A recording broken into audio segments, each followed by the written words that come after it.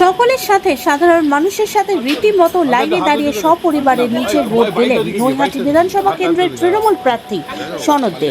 নৈহাটি বিধানসভা কেন্দ্রের অন্তর্গত দেউলপাড়া 2 নম্বর পাম্প হাউস 151 নম্বর বুথে ভোট দেন নৈহাটি বিধানসভা কেন্দ্রের প্রার্থী সনদ দে সহ তার গোটা পরিবার। সাধারণ মানুষের সাথে তিনি আলাদা নয়, মানুষের জন্যই তিনি। সকাল থেকে ভোট গ্রহণ পর্ব চলছে, এখন মূল্য কি বুঝতে পারছেন? আমার নৈহাটিতে 210টা বুথ, 212টা বুথ। প্রত্যেকটা বুথে খুব শান্তিপূর্ণভাবে ভোট হচ্ছে। প্রায় 50% ভোট হয়ে গেছে এই 12টার মধ্যে। না, নৈহাটির কোথাও কোনো ঝামেলা কার সাথে হবে? নেই তো কেউ থাকলে আগের থেকে মার্জিন আমার অনেক বাড়বে।